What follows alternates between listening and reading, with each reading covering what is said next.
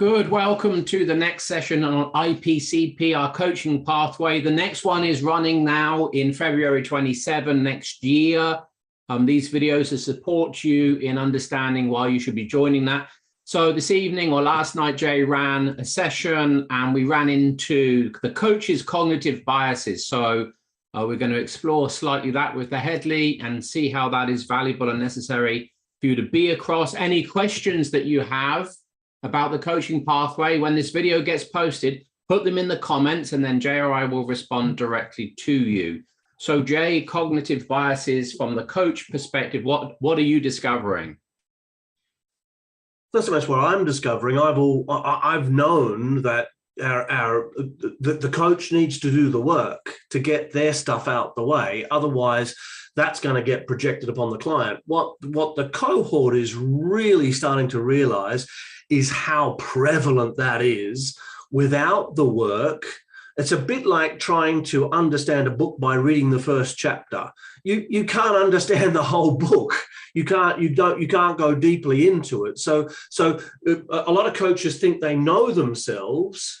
And some of these coaches have been through practitioner, master practitioner, and they've done the old meta coaching with us, coming into this program now, starting to realize, holy crap, my biases are quite large, and I can now actually see how they're getting in the way of me being an effective coach, an effective developmental coach. Okay. And so last night we explored your thinking preferences, and we explored your work preferences. And so thinking preferences are, I think we're looking at, do you think in terms of, well, your work preferences are, do you prefer working by yourself or in a team with others? And the important part about that is shared responsibility. Do you like to hold responsibility yourself? Even though you like working with people, then you're likely a group worker than a team worker. If you like working with people and sharing responsibility, then you're definitely a team worker. And if you like to hold responsibility to yourself and you prefer to get things done on your own, then you're definitely individual. And so, we had lots of people who were team oriented, and lots of people who are extremely independent, individual oriented. Well, that's not really going to work for coaching. And as we explored that, people's faces and chins begin to drop, because it's like, oh, that's really getting in my way. I like to have responsibility. I don't like it to be shared between the client and myself. Well, that's going to facilitate over responsibility 101. And so the coach is going to start being responsible for the client. They're going to start thinking about what the client wants, how they want it. Am I delivering it? All that stuff's going to be going through their head time and time and time again. In the thinking, let's interrupt the monologue. So, what's a cognitive bias, and what's showing up in Joy's smile, and how is that different to it just being a cognitive intention? What's the variable? So it becomes a bias when it becomes a driver. And so it becomes a driver when there's a high score in one or both of the cognitive intentions, or if there are 3 cognitive intentions in a category, then across all 3. Then the category becomes a bias. Then it's a cognitive category bias, which is off the scale. Then it's part of your identity. It's part of your personality structure at that point. Oh, so hold on. Say more about off the scale. It's off the scale in terms of.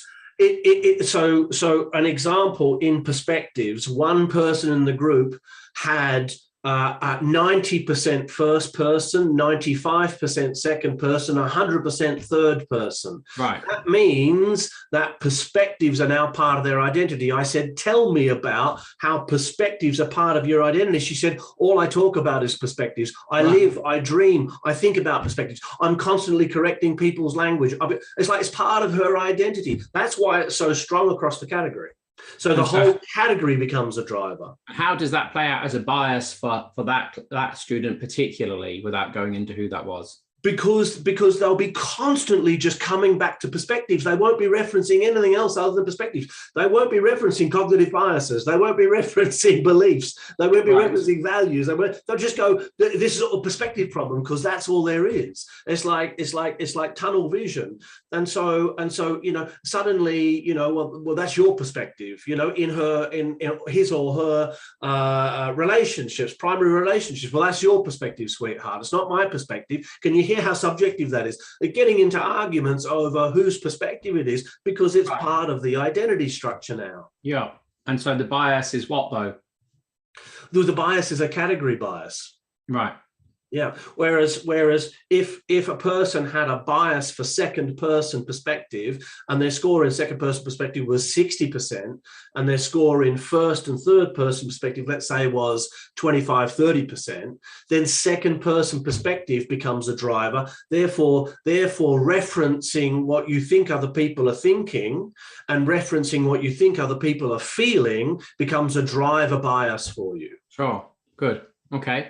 And and how is the course helping with that for the student? As we go deeply into each of the biases, the students are seeing not only how the bias runs for them, but we're having individual and collective coaching conversations where everybody's invited into the process. So I'll coach somebody to their bias by asking, what's the positive intention of the bias? How does it serve you? How does it not serve you? Really simple questions.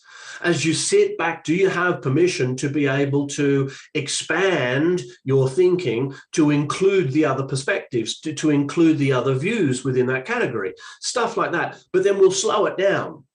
And we'll go, what question would you ask here across the cohort? If you were this person, what's coming up for you? Who else has this bias? Right, what's coming up for you as I'm asking Bob these questions? What's coming up for you? What's coming up for you? What's coming up for you? What's coming up for you? And they're sharing, and that person who I'm coaching then's going, that's exactly what's happening for me. Oh my God, what that person said. And so we're collectively learning off, like in a group and team coaching experience, about these biases and how they play out, not only for the person who's being coached or the people who are involved, but also my partner does that. Oh my God, my partner says I do that. So awareness of these biases, unless you're aware of them, you're going to be projecting them onto your client unconsciously, which means you're outside of your awareness, and it seems as though you're being unbiased.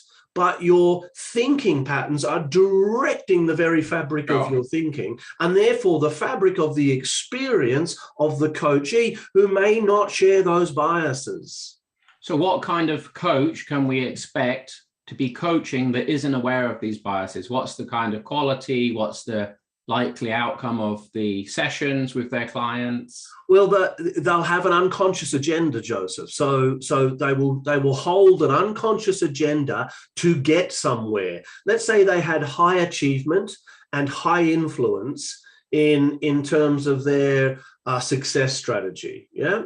Right. So high achievement means they want an outcome. Yeah. High influence means they want control and influence. If you had that bias and you weren't aware of it, you would be controlling the coaching session toward an outcome that was yours, not theirs. Yeah. Yeah. And you're not even going to know you're doing it. Yeah. And so I did it. A client once stood up at the end of a coaching session. He looked at me and he said, "Stop trying so fucking hard." Right. He left and never came back. It was the lesson for me that I was holding an agenda. It took me about 2 years to see it, but as I just held on to that, held on to it, it came to me like, that's what was going on. Here's me driving the session with my biases. That kind of thing's going to happen. So as you can hear from our sharing here, we're very keen and we are very invested in making sure that as a coach, and particularly as an accredited coaching room coach, you're across a really clean, pure, and systemic approach to coaching. If that interests you, drop your questions in the comment section, or just really easy, come book on the course for next year, see Harriet. That's it from us. Till next time.